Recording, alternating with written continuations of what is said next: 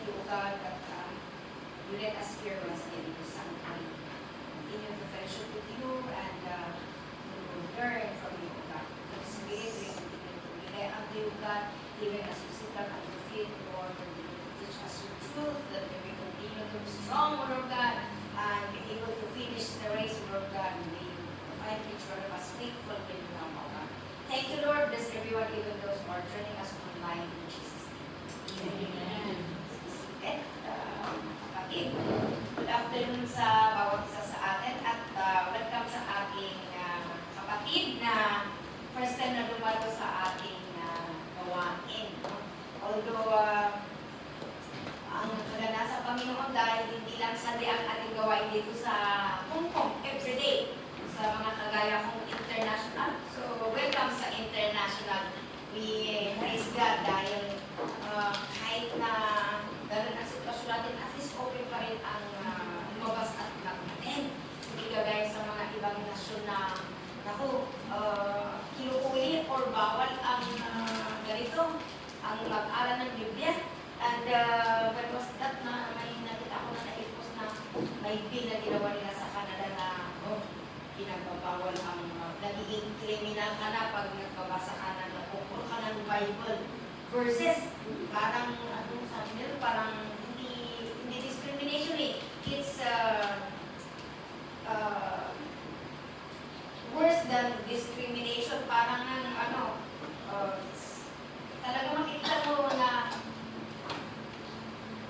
malapit na talaga the world is getting crazier, no? Kaya ito, looking as we look around us, maraming nangyayari na parang imposible na mangyari pero nangyayari. And tama ang salita ng Panginoon, na malapit na talaga ang pagdating ng ating Panginoon. So, ang ating topic sa hapon ito, just to encourage each one of us na magpatuloy tayo sa ating pananampalataya sa Panginoon kasi ito ang safest. So, our topic this afternoon is all about standing firm until the end. Standing firm until the end. Okay, so sometimes stand firm in the Lord. Maging matatag tayo, magpakatatag tayo hanggang sa pagdating ng ating Panginoon. Magpalakas tayo, magpakatatag tayo sa ating pananampalataya sa Diyos. So, doon sa Revelations 1 verse 3, basahin natin. Bakit niya sabi? Blessed is the one who reads the word of this prophecy, and blessed are those who hear it and take to heart what is written in it, because the time is near. Oh, ito po ay warning or an encouragement ni John, no? Apostle John na nagsulat ng Revelations. So, sino sa atin dito ang gustong ma-bless? Amen. Sabi niya, blessed is the one. Of course, lahat tayo want to receive a blessing. We want to be blessed. Sabi niya, hindi lang pala lahat ng hindi lang material ang pagpapala. Kundi sabi niya, pinagpapala din ng isang tao na nagbabasa ng salita ng Panginoon. Itong prophecy, the word of prophecy is the word of God. No? The Bible. Mapalad ang isang tao na nagbabasa ng Bible at hindi lang niya binabasa kundi talagang ginagawa niya. At mapalad din ang isa na hindi lang nagbabasa kundi nakikinig at isinasagawa niya, ilalagay na sa kanyang puso, isinasapamuhay niya ang lahat ng kanyang nababasa o kanyang napapakinggan dahil malapit na ang panahon, no? Kinakanta natin, no? Hindi magtatagal, si Kristo'y darating, magpatuloy ka. Di ba? Ang gandang amin, keep on the firing line. Keep on the firing line. Kasi at first, kung baguhan tayo, very on fire tayo. Minsan, on fire tayo ngayon, bukas hindi na on fire. Minsan, nag-pray tayo, bukas hindi na nag-pray. Minsan, ngayon nagbabasa tayo, or kahapon nagbabasa tayo, or ngayon nagbabasa tayo, paano bukas magbabasa pa ba tayo? May gano'n ng Kristiyano. Kaya ito, sabi niya, mapalad. Kahit pala gusto natin, no? God bakit minsan pinagpapala tayo, minsan parang wala. Eh dahil inconsistent din tayo. Kaya lang, ibig sabihin ng stand firm is panatilihin. Hallelujah. Maintain. Another synonym for stand firm is maintain. Shall we say maintain? Okay. So maintain. Keep reading the word of this prophecy. Ano? So that yung blessing ay hindi mabawi. Kung hindi tayo bawiin din ni Lord, pag hindi tayo consistent, kaya kahit sa paglago sa ating spiritual life, if we are inconsistent sa ating pagsunod, if our heart is inconsistent, then mahirap din lumago. Ilalo na, paano ka makapag-stand from kung hindi tayo lalago sa ating pananampalataya. So, dito na i-emphasize na dahil sa Revelation chapter 1 verse 3 na kailangan natin talagang magpursige. Mag-endure. Ano mag-endure? Mag-tiis.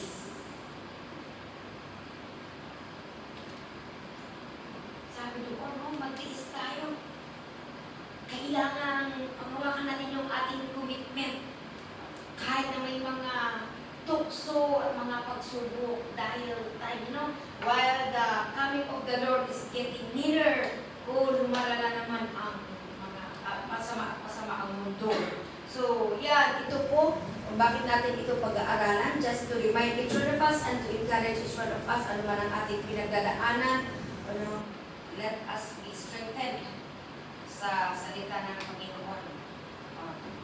So, how do we stand for? Paano tayo magiging magpakatatag sa ating pananampalataya sa ating Panginoon hanggang sa pagdating niya, number 1. Okay. So number 1, Matthew 24 verse 12 to 13. Tingnan natin. Sa Matthew 24 verse 12 to 13, sabi, because of the increase of wickedness, the love of most will grow cold. Dahil sa kasamaan pa sa dumadami, lumalala ang kasamaan, ang pagmamahal ng karamihan ay lumalamig. But he who stands firm to the end will be saved. Pero may encouragement. Winarnin na niya. So, this serves as both a warning against turning away from faith and a promise of ultimate salvation for those if we remain steadfast until the end. O di sabi niya tayo ang maliligtas, pero this is a warning. Kaya pag nakikita natin yung mga nangyayari na hindi maganda, we should not be discouraged. Of course, nandyan yung malulungkot ka na, dati hindi ganito ang mundo natin, bakit naging ganito na? But the Word of God says, in the last days, one of the signs of the end of age is increase of wickedness. Isa doon yung social media. Nung wala ang social media, wala. Sa city mo lang makita ang mga malalalang matitinding mga krimen. Dahil sa ang pinaka malala na nangyari ngayon is suicide. The spirit of suicide na ang mga teenagers kahit doon sa probinsya, wala. Yan na ang tinitirect nila, ang magulo na sige. May isa doon na ano namin sa Baguio na, very yan siya, pero sabi niya, kung ayaw niyang mapagsabihan, in-threat niya, yung mga auntie niya na mag-suicide daw siya. Ganun po kalala ang mundo ngayon. But for us as believers, let us be warned, kahit na patindi at patindi ang mga nangyayaring kasamaan sa mundo, huwag sana tayong mawala, sabi niya doon sa number 1, huwag sanang lumamig ang ating pananampalataya. So, how do we maintain to be steadfast in our faith in the Lord? Maintain your first love. Maintain your first love. Huwag natin hayaan na itong mga wickedness na nangyayari ay siya ang dahilan para tayo ay lumamig sa ating pananampalataya. Hello? Verse 12 and verse 13 is a warning. No? Because of the increase, but the second, sabi na, but he who stands firm. Kaya mga kapatid, nabanggit ko kanina, na kung nag-pray tayo, huwag natin ihinto. No? Ano man ang ating sinimulan na level ng ating pananampalataya, if possible, i-maintain natin o higitan pa natin. Hallelujah? Kasi kung papabayaan mo, what is the opposite of maintaining? Neglecting. Kung hindi mo i-maintain, papabayaan yan. Pag mapabayaan, lalamig. Hello? Kaya, to maintain is to keep doing. Hello? Huwag tayong tumingin sa mga nangyayari na wickedness kasi pag titingin ka, if you focus on those wickedness that is happening, manidiscourage ka talaga. But sabi niya, he stands firm. We maintain, no? We maintain our... Kaya kung minsan, natitisting tayo, parang nawawalan tayo ng gana na manalangin o ay magbasa o kaya ay mag-attend ng mga gawain. Let's remind ourselves, ops. Huwag kang mag-absent. Huwag kang magpabaya. Baka hindi ka makarating sa dulo. Diba? Parang ginagawa ang demonyo eh. Minsan sa ka-enjoy mo, ay lumagpas na pala yung oras. Hindi lang ng wickedness ay nagmukhang wicked. You know? The Bible says, the angel of light will masquerade himself. The angel, sabi niya, Satan will masquerade himself as an angel of light to deceive people. Kaya mag-ingat din tayo kasi hindi lahat ang demonyo din magaling eh. He appears to be napakaganda pero at the end pala, distraction pala.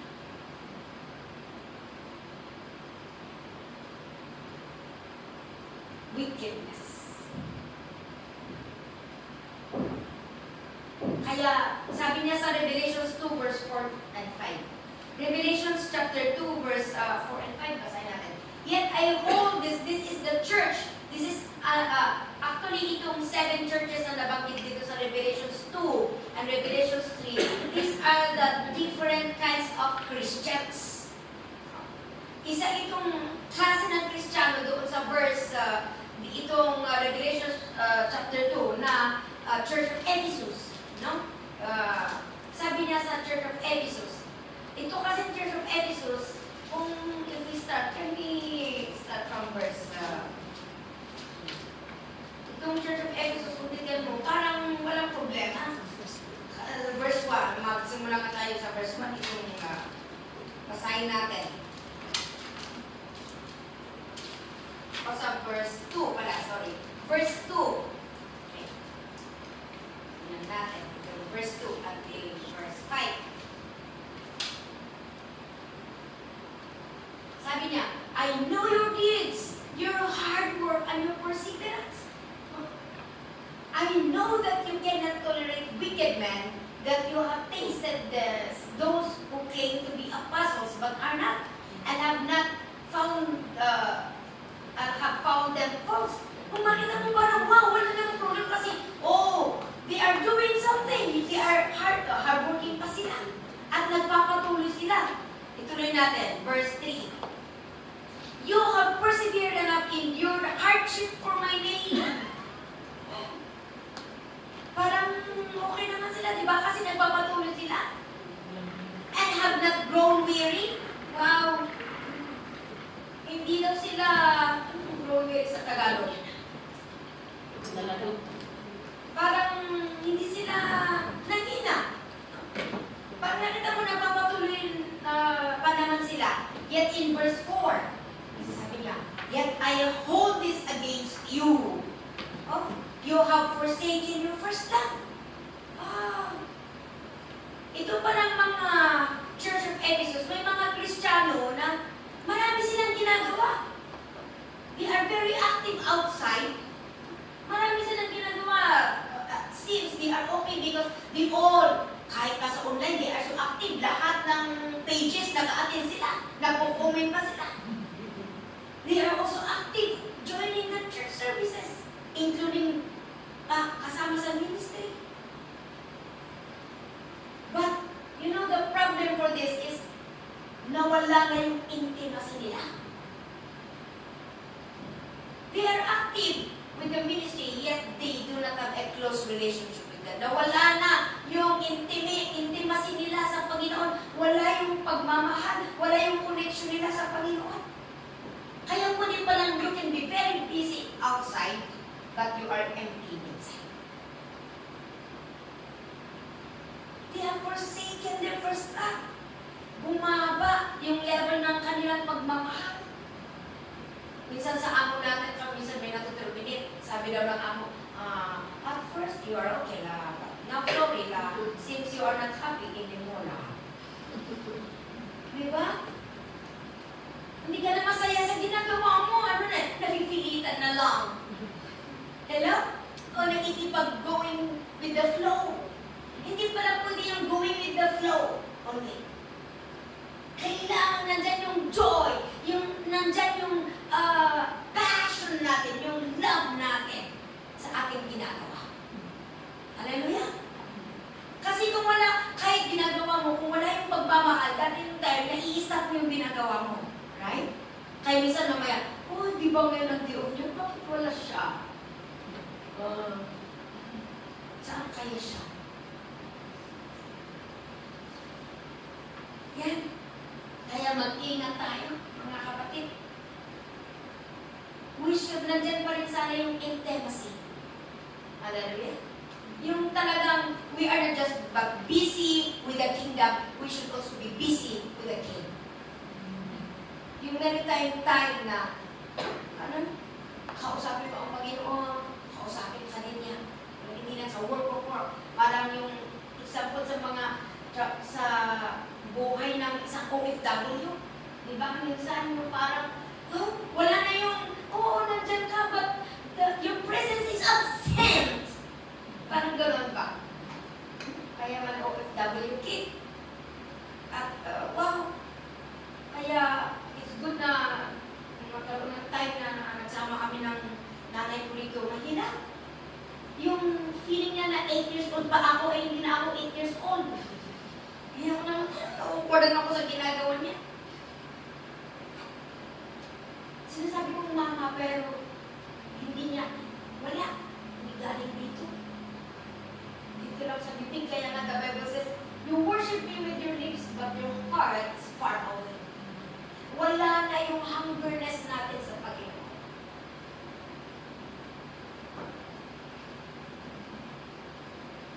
The moment na hindi lahat ng ginagawa mo, kung ang ginagawa mo, kung ang isang bagay, inilalayo ka doon sa presensya ng Panginoon, that is not a blessing. That is a trap. Hello? Kaya, not all open doors are God's will. Minsan open door, pero ilalayo ka pala. Kaya be careful. Deuteronomy 6 verse 5.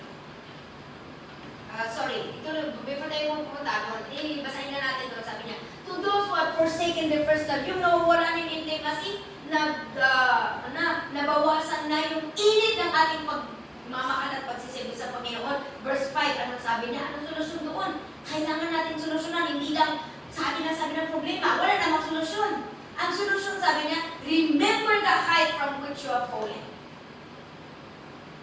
Pag hindi na natin nagagawa, hindi natin namimitin yung dati natin ginagawa na pagsisilbi sa Panginoon.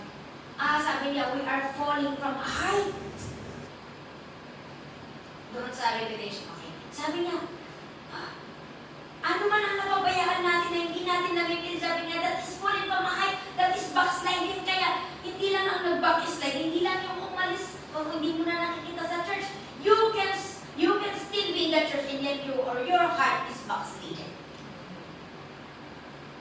When we are not taking to heart already what we are reading and what we are hearing, and kung di na natin nami-maintain na yung dati natin ginagawa na pagsisilbi sa Panginoon, yung pagkubay natin sa Pagpupuri sa Panginoon, hindi mo na nagagawa yun. Sabi niya, falling from a height. You are backslidden. So sabi niya, repent. Magsisi tayo. And do the things you did at first. No matter how great our sin is, God is able to forgive as long as we are willing to repent. But if we do not repent, wala. Sabi niya, repent and do the things. Huwag lang tayong mag-sorry, kundi ibalik natin yung dati natin ginagawa. Hallelujah? Ang totoong repentance, ibabalik yung dating ginagawa. Ang totoong nag-repent, nare-restore. Kaya nga, kung kahit nagbaksa ng isang tao, kung totoong nag-repent siya, she will be stronger than ever. Oo, kasi mas unfair ka kasi mayroon kang pinagdaanan eh. Hello? Mas maging watchful tayo, mas maging careful tayo, mas strong tayo dahil mayroon tayong pinagdaanan. Okay. So, let us maintain our first love. Deuteronomy 6 verse 5. Love the Lord your God with all our heart. Hindi yung physical na heart, kundi yung heart na ibig sabihin yung mga inner being mo. Ano ba ang passion mo? May iba na hungry for power, hungry for other things. But we should be hungry for the Lord. With all our heart, ibig sabihin, yung heart is the wellspring of life. Pag nag-stop ang heart, nag-stop din ang life. Kaya, with all of our life, sana sa kabuuan, gusto ng Panginoon, hindi po, hindi po percentage ang ating pagsisirbi sa Panginoon. When we say with all of our heart, it involves ang soul, ang ating emotions, ang ating decisions, ang ating choices, ang ating feelings, at ang ating strength. Kaya, how do we stand firm? Para sigurado, siyempre, kung alam na, naranasan nyo ba na na nag-participate doon sa hindi Trip to Jerusalem, yung magazine na, yung stop dance, na may newspaper? Di ba, pag dalawang paa mo, wow! Napupuan mo pa rin yung low. O, di ba? Pero itry mo na, iisa na lang ang nakatayo. Itaas mo yung isa mo paa at isa lang ang nakaapak. You think you are standing firm? No.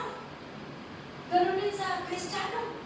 Sabi niya, with all, sabi niya, mahalin natin ang Panginoon ng buong puso, buong kaluluwa, buong isip at buong lakas. Kasi kung hindi buo ang inyong pagmamahal sa Panginoon, ay alanganin.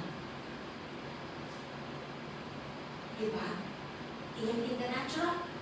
Hindi lahat ng na-engage na uwi sa kasalan. May na-engage na uwi sa sakalan. Diba? Na-uwi sa hiwalayan. Kasi, hindi prepared. When it comes to love, dapat whole. Hindi totoong love kung hindi ka, kaya nga, ang isang dapat mag-propose o kailangan mo talagang you see to it that you are really prepared. One of the reasons why we do not love, bakit hindi nakakapag-patuloy ang mga iba because they are not prepared to give up the world. They cannot love the Lord with all our heart. Mahal ko din siya. Para pinapipil. Pwede both. Hindi pwede both. Hindi pwedeng Kristiyano ka sa MWF at pagano ka sa TTHS.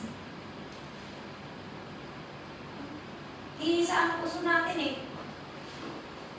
Sabi nga doon, with all our heart, mind, and soul and strength. Kasi kung hindi po ko, mayroong, sabi niya, do not give the devil a foothold in our life. Kung mayroon kang hindi may surrender sa Panginoon, that will be your struggle. Yan ang palaging babalikan ng demonyo, sasabihin niya, hindi naman kay Lord yan ah. Pero, kaya nga ang water baptism is water, hindi sprinkling.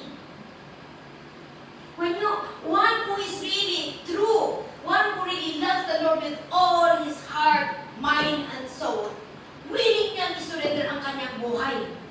Kaya ang isang nagsasabi ng Kristiyano, na sabi niya, sige, magpabaptize ka. Ay, kailangan ba yun kahit hindi muna? Ibig sabihin ay hindi pa siya prepared. Meron pang problema.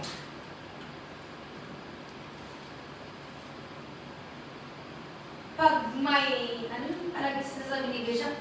Duming-duming mabalin basit. Nung alat basit-basit, ay mahirap yun. Hindi makakatagal, hindi makakapag-persevere. So, sabi ng Panginoon, no? We are talking about maintaining the first love. So, dapat with all our heart, mind, with all of our heart, with all of our soul, with all of our strength. Hallelujah! John 14 verse 15. Sabi na sa John 14 verse 15. Okay. If you love me, you will obey what I command.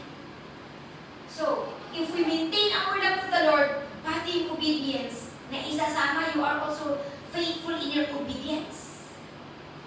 Hindi mo pwedeng sabihin na love mo pero hindi ka nag-obey. To maintain our first love is to maintain also our obedience. Kahit walang nakakakita, kahit in bad circumstances, pag mag-obey tayo, i-maintain natin kahit saan tayo pupunta. Dala-dala pa rin natin. Kasi kasama yun sa pagmamahal. Kaya makita mo, pag nawawala ang pagmamahal, nawawala ang action, nawawala ang obedience. Diba? Gano'n? Nakita niyo ba yan sa alaga niyo? Pag mahal ka niya, very obedient. Pero pag nag-galit na o hate ka niya, wala! Gano'n ang tao. At pati sa ating Panginoon, no? Sabi niya to stand firm until the end. To maintain our love to the Lord. And to maintain our love to the Lord, sabi nga doon, if you love me, you will obey what I command. One who loves the Lord is very intentional in obeying the instruction of the Lord. Amen. Okay, so that's number one. We go to number two. Number two, wear your armor always. Wear your armor always. Ephesians 6 verse 10 to 18. Basahin natin. Ano itong armor na sinasabi ni Apostle Paul sa mga taga-Ephesians. Let's start reading from verse 10. Sabi niya, finally! Pero di ba tayo magtingin? Finally, ito kasi ang last chapter ng Ephesians. Finally, but it means in the last, no? Finally, be strong in the Lord and in His mighty power. Magpalakas daw tayo sa kapangyarihan ng Panginoon. At, ano ang verse 11? Put on the full armor. Hindi lang half, kundi full armor means from head to foot. Full armor. The armor of God. So that you can take your stand against the devil's schemes. Maalala niyo si David? Nung sinabi ng kanyang ama nga, okay David, bring this food to your brothers who are there in the war zone. Nung pumunta siya, nakita niya, ay, grabe iniinsulto ni Goliath ang mga Israelites. Kaya sabi niya, because of his faith in the Lord, sabi niya, sige, pumunta siya dun sa hari at sabi niya, can I go and fight for him? Dahil mapilit siya, sabi ni King Saul, okay, let me dress you with the armor. Oh, ipinasok sa kanya yung metal helmet, the sword, metal lahat. Pati yung cover niya dito, yung breastplate, hanggang doon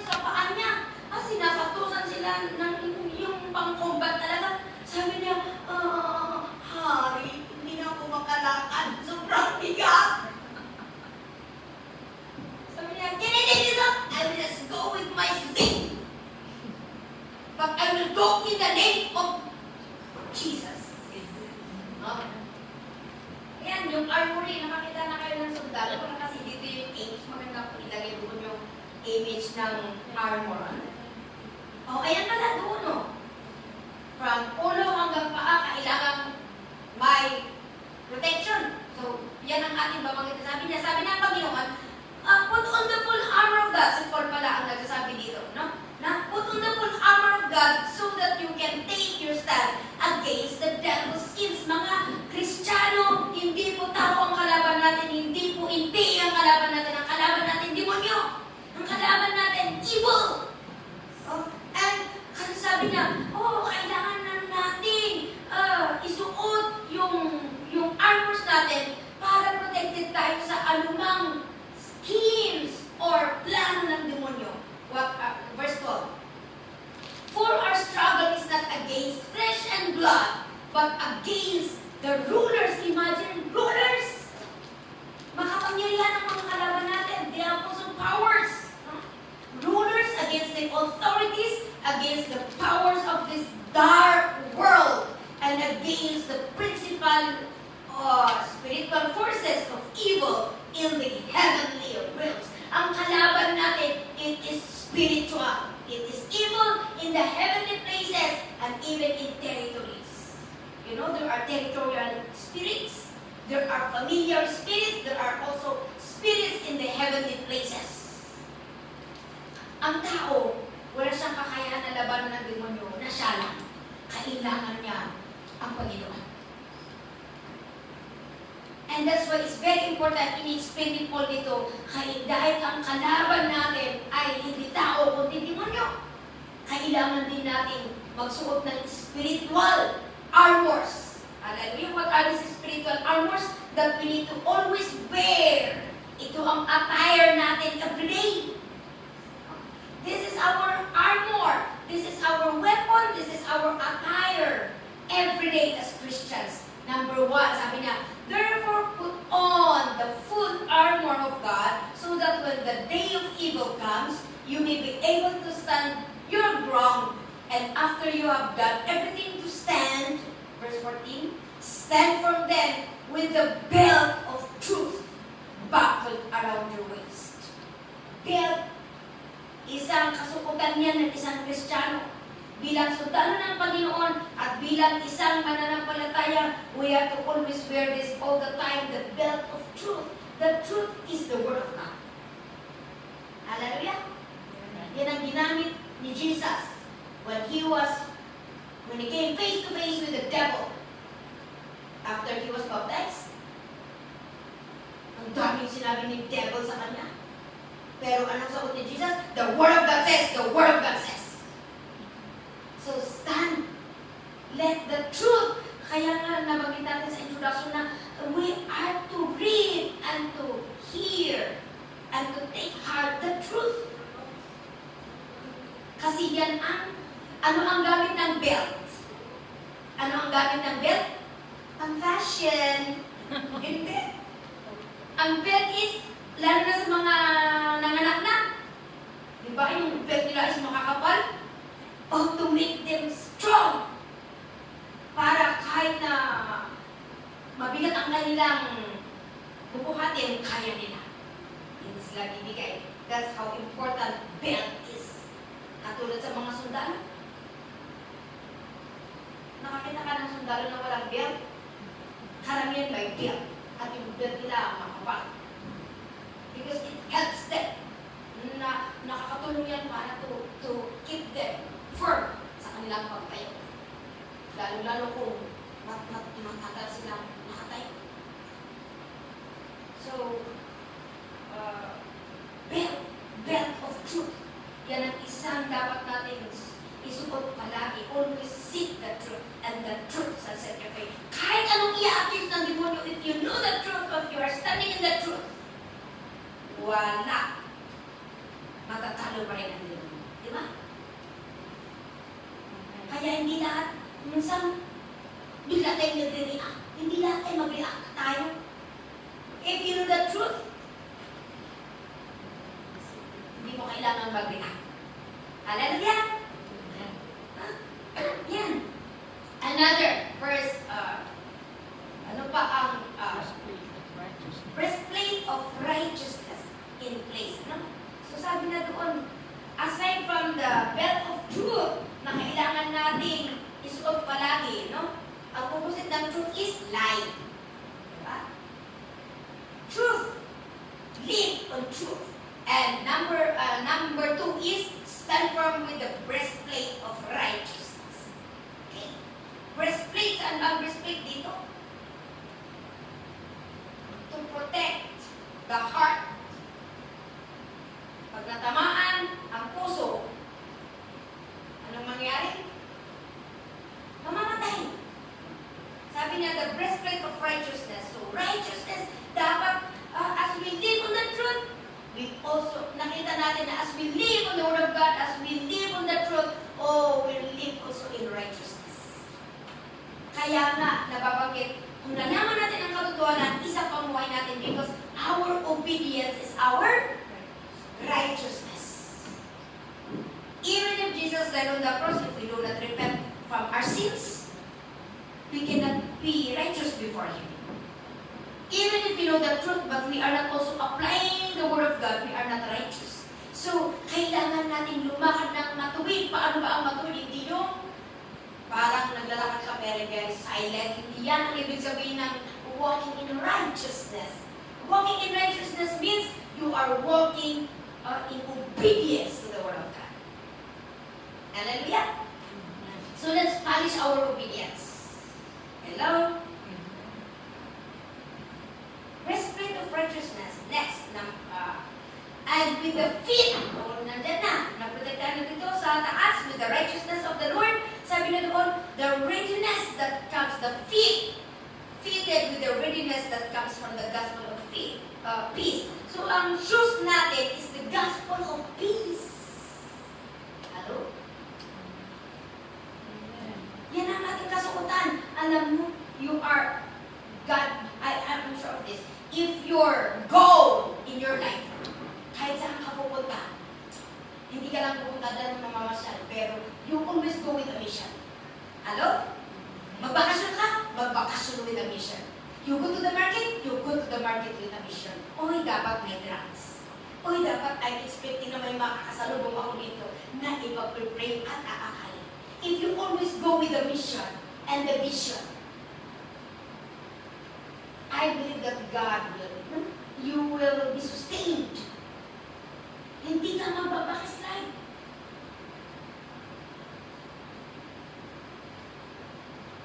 You will remain steadfast if you always go with a vision and mission.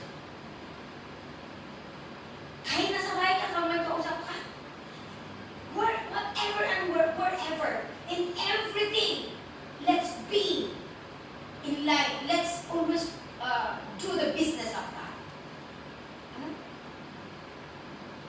Makikita mo.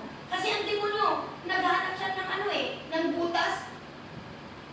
Diba sa Matthew chapter 12, verse 42 to 46?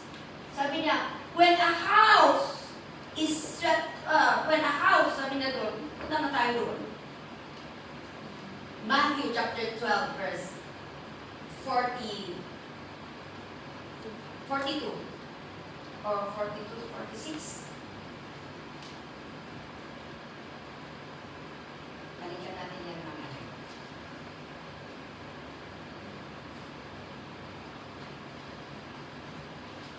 Lord. 43. Sa 43 tayo. Ano sabi? When an evil spirit comes out of a man, it goes through arid places seeking rest and does not find it.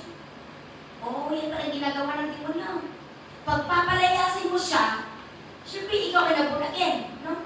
Wala na siyang space sa inyo. Aalis siya at pupunta sa ibang lugar, maghanap ng matitirhan niya. Pero kung wala na siyang matitirhan na iba, sabi niya, it goes, babalik siya, at sabi natin, it says, I will return. Kung wala siyang mahanapan, sabi niya, I will return to the house I left. Minsan sabi natin, lalo kung may patay. Namatay pala, sabi niya, hoy, mag-ingat kayo sa ikatlong araw. Bibisita siya. Huwag kayo manimala doon.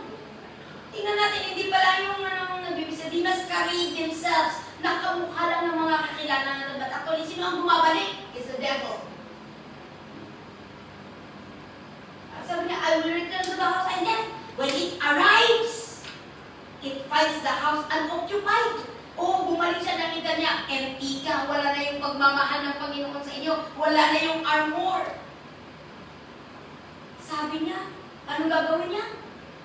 Then it goes and takes with it 7 other spirits more wicked than itself. Kung ilan yung pinalayas mo nung una, sabi niya, times 8. Grabe. He will find 7 other spirits more wicked than himself, and they go in and live there. And the final condition of that man is worse than the first. That is how it will be with this wicked generation. Kaya mga kapatid, mag-ingat po tayo. If we go back to our, doon sa ating pinag-uusapan na armor, hindi pwedeng mabakante. Sabihin mo sa katabi mo, hindi ka pwedeng mag-relax. Hindi pwedeng tanggalin ang kasukutan. You know, even in the book of Nehemiah, kahit na sila'y naliligo, hawak-hawak nila ang armor nila kasi anytime nandiyan ang kalaban. Hindi nila tinatanggal ang kanilang armas kahit nakakain sila, kahit matulog sila, kahit naliligo sila. Ganon din tayo. Hindi pwedeng, no? Hindi pwedeng tanggalin ang armors. Kaya sabi ko, wherever you go, go with a vision. Go with a vision. Kailangan sa lahat ng ginagawa natin, kasama natin si Lord. Bakit mo ito ginagawa? There is, dapat may spiritual reason kung bakit natin ginagawa. Alam mo kung bakit natin siya isang tao? Kung nakita niya na ginagawa mo. There is a verse, I forgot the verse, pero sabi niya, that everything that we do is through faith. Where is that? Everything should be done in the kingdom of God. Once you are in the kingdom of God, it should be done all in faith. It is not in line with the bakit magpapalpak at bakit tayo natatalo, is not in the will of God. Kaya nga, Colossians says, in everything that you do, whether you eat or drink, do it all in love for the glory of God. Dapat kasama sa ating pagpupuri at bunga ng pananampalataya. Why? Bakit ganyan ang pag-iisip mo? Bakit ganyan ang decision mo? Bakit ganyan ang suot mo? Bakit lahat? It's because it's in the Word of God. Hello? I remember yung sabi ng Israelite na baka. Why? Kasi ang suot niya, nasa China siya, pero ang suot niya yung Israelite pa rin, ang init-init, yung suot pa rin siya. I don't care. This is our culture. This is our culture. Kung may culture ang mundo, may culture ang Kristiyano. Kung may kasukutan ang mundo, may kasukutan din ang Kristiyano. Alam niya? So one of ours, ito, gospel of peace. Kinakanta pa ng mga bata, be careful little feet where you go. Hindi kung saan pumupunta ang paa natin. Saan ka man pupunta, you go there for a mission. Hello? Amen.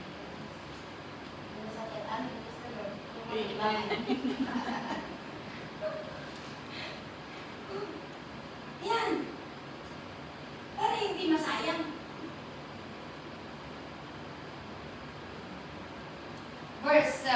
Next, verse 16.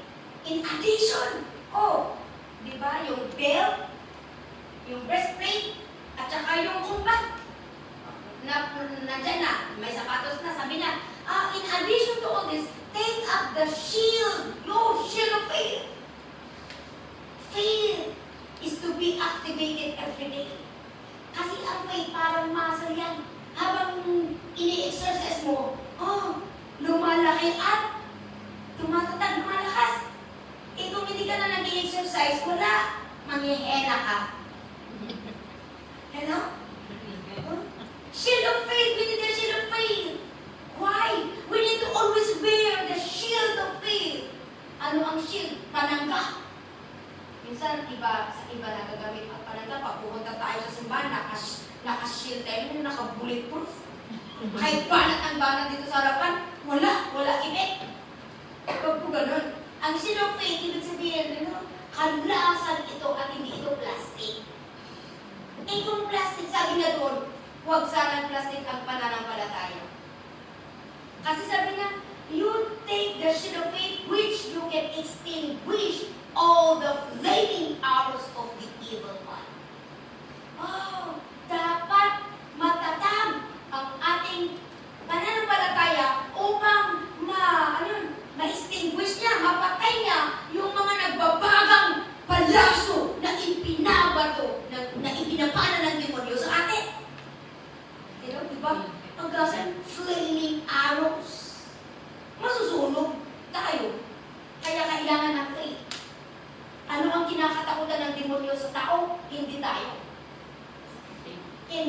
Kundi yung si Jesus na pinananampalatayanan mo, na nasa inyo, yan ang kinakatakutan ng demonyo. Kaya, natatakot siyang lumapit sa inyo dahil takot siya sa presensya ng Panginoon na nasa inyo.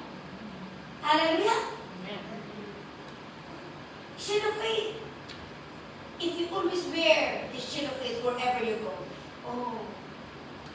ang mangyari, you will experience miracles. Wonders and miracles.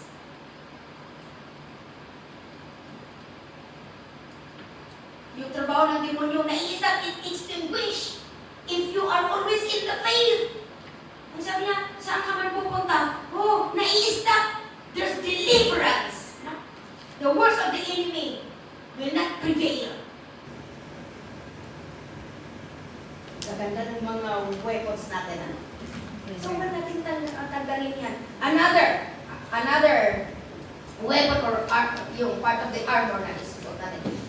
Pagkatapos na hinawakan mo yung shield of faith, ang susunod doon is the helmet. Itong ulo, kailangan natin protektahan kasi pag natama ng isip natin, ng brain natin, wala.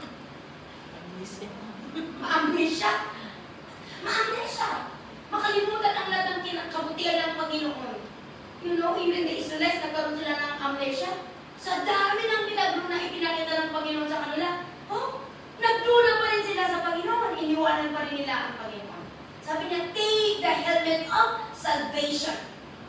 Itong salvation na sinasabi dito was yung pagkaligtas natin. Yung iniligtas tayo ng Panginoon. We have that eternal life. And so that gift, that salvation is a gift. Kaya kailangan natin ingatan yan. How do we take care of that gift? Ano sabi niya? Dapat natin i-work out every day. Yung tinanggap mo na kaligtasan, now that you're a believer, dapat yan ang i-work out natin every day. Na hindi lang tayo iniisip na, Lord, dahil sa inyong kasalanan, dahil sa inyong dugo na nagubos sa krus, ako ay napatawad. Hindi lang nagtatapos doon, pero kailangan may takot tayo sa Diyos at may disiplina. That is fear and trembling. Hindi gano'n. No? Work out your salvation na mamuhay tayo na hindi lang religyoso, kundi may takot talaga sa Diyos at may disiplina. Hallelujah. Ipakita natin na tayo na ay isang pamuhay natin yung buhay Kristiyano. Isang pamuhay natin yung buhay Kristiyano na may takot tayo sa Diyos at disiplina. Okay. Next, verse 18. Ano pa? So yan ang palaging, pag nadi-discourage ka, ano pa nang pumapasok sa isipan mo, always remind yourself of what Jesus had done on the cross. Hello? Helmet of salvation. Always remind yourself, Jesus finished on the cross. Yan ang palagi mong i-remind. Okay, to protect your mind. And always occupy your mind with the Word of God. Helmet of salvation. Another sabi na doon, stand firm in the Word of God, which is the sword of the Spirit. Diba may shield na tayo kanina? Hindi yung tayo panaga. Ano naman ang ating pana? Ang sword. Ay, hindi pala pana. Sword. Ano bang sword sa Tagalog? Espada. Yung may shield ka, dapat may espada ka rin. Faith is your sword. Faith is your shield. But the Word of God is your espada.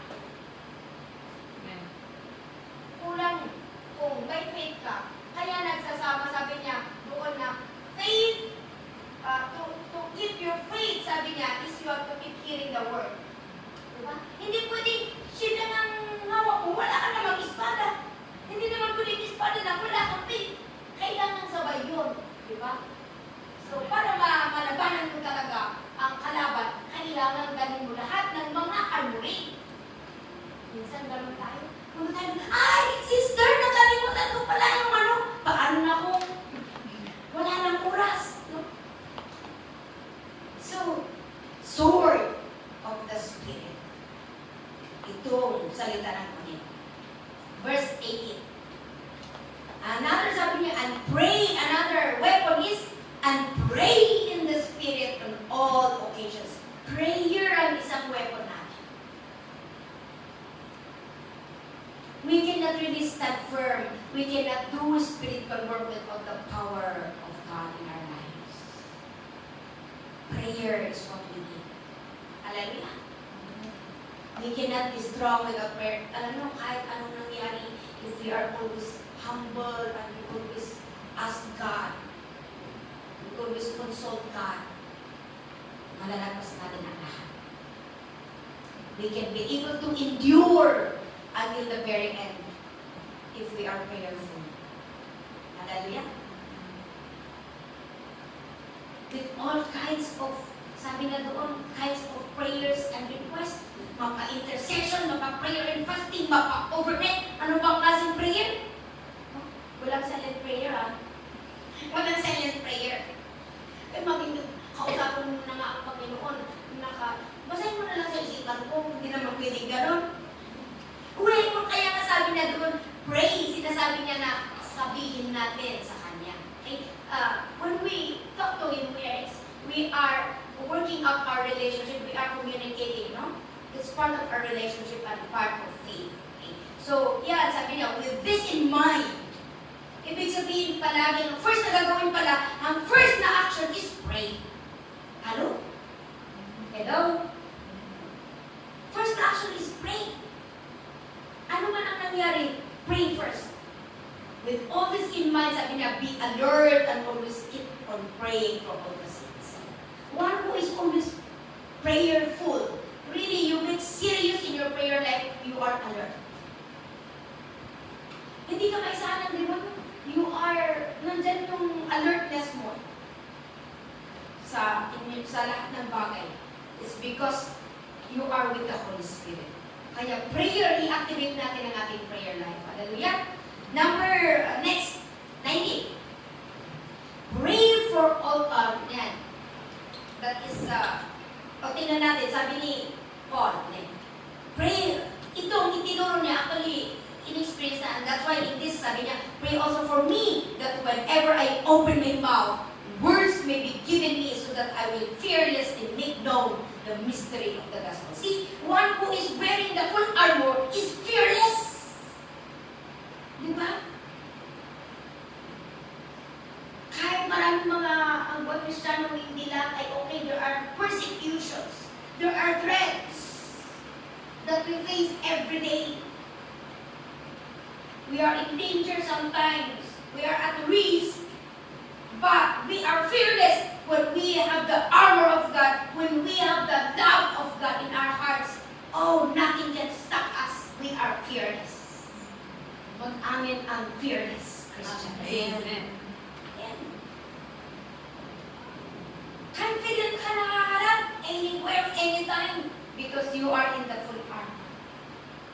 Alam mong mananalo ka dahil, ayan, protected ka.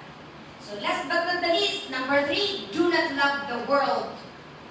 Do not love the world. How can we stand firm if we are compromised, if we are half-half?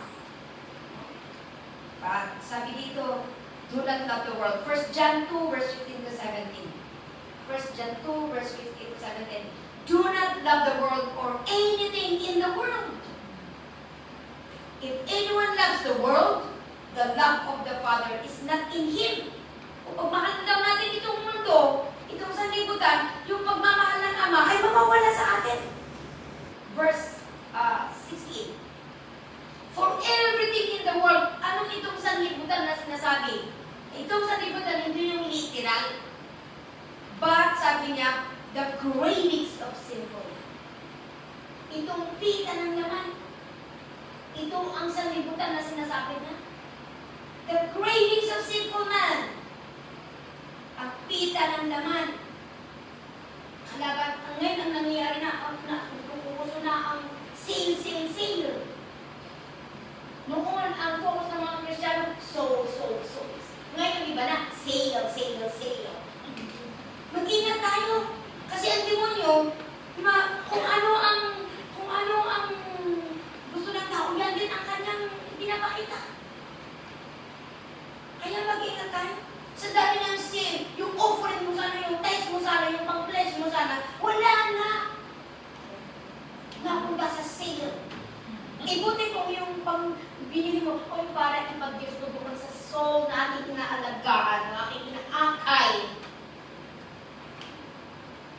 Mag-ingat tayo. Cravings of sinful man, materialism. We are living in this materialistic world. And if we are not really maintaining the first love, we are not wearing the full armor, ay, hindi natin malalabanan itong cravings of sinful man. We cannot get rid of this world. Cravings. Kaya minsan, tingnan natin yung cravings natin. Hello? Wala nang pinag-crave ng tao. It's good if you crave for God, but if you are craving for sin of sinful men. Ang cravings of this flesh, yan ang ibig sabihin. Kaya mag-ingat, huwag palaging pinapagustuhan ang cravings ng itong katawan. Hindi pala lahat ng cravings ay okay yan. Hello? Nag-crave ako ng Coke. The Bible says, do not destroy the temple of God. Hindi. Minsan lang. Gaano kadalas ang minsan? Alam niyo, when we went to the hospital, sabi ng doktor doon sa pasyente, i-explain ko sa inyo kung bakit kailangan natin i-operate ang lungs mo. Sabi niya, madalas ka bang nagsisigarilyo? Oo. 2 packs in 1 day. Kaya pala. Kasi, yung lungs mo, may sapot-sapot na. Sabi niya, nagkakaroon na ng web, yung parang spider web, in-enlarge pa niya para makita na. At kung hindi natin operahan ito at hindi ito matatanggal, wala. Mahirapan mahirapan huminga. Sabi niya. Kaya, is it okay when operate you? Oo, sige, sabi niya. Tapos nung umalis yung doktor, sabi ng nakaupo na kasama natin ng bisita. Linabas na yung sigarilyo niya. Sabi niya, ay, hindi kailangan itapon na ito. Kasi, paano makakapunta yung spider doon sa lungs ko? Pwede ba lang magkaroon ng sakot-sakot doon sa puso? Ay, sa lungs. Bakit tayo napunta doon? Doon sa cravings. Mag-ingat tayo. Gaano kadalas ang minsan yan? Minsan lang. Sabi doon, kaya napag-aralan natin kanina, discipline ang kailangan. Okay. Next, hindi lang yung cravings na ito, pita ng laman. It's all about greediness. No? Pita ng laman. Lust of the eye. Kaya mag-ingat sa mata. Number 2, sabi niya, lust of the flesh pala, yung cravings of sinful man is lust of the flesh. Itong fleshly desires ang kalaban natin everyday. Number 2 is the lust of his eyes. Kung anong nakikita ng mata. Mag-ingat sa sales. Hindi naman maganda, hindi naman masama. But, kung inuman mo muna ang sale kaysa sa pagsisilbi mo sa Panginoon, mahirap na yan. Soul first before sale. Now, number 2, sabi niya, boasting of what he has and does. Pride of life. These are the world na sinasabi niya, do not love the world, do not love sinful desires, do not love the lust of the eyes, and sabi niya doon, pride of life. Yan ang mundo. Dito sa mundo, naku, pataasan ng bangko. people are boasting of what he has and does. This comes not from the Father, but from the world. Ano ang mangyari sa mga nagmamahal sa mundo? Verse 17. The world and its desires pass away.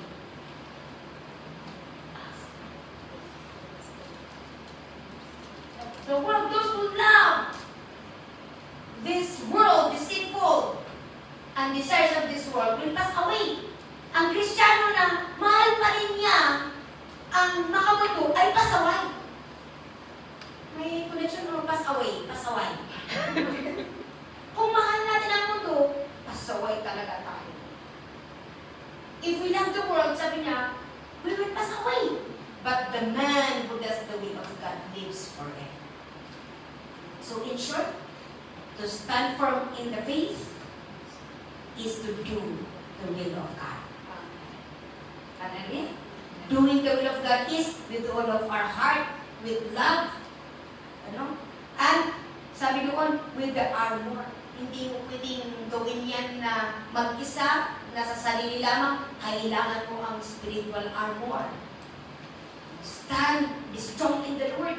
In doing the will of God, we cannot do the will of God without the empowerment of the Holy Spirit. And so our concluding verse, 1 Corinthians 15:58. 1 Corinthians 15:58.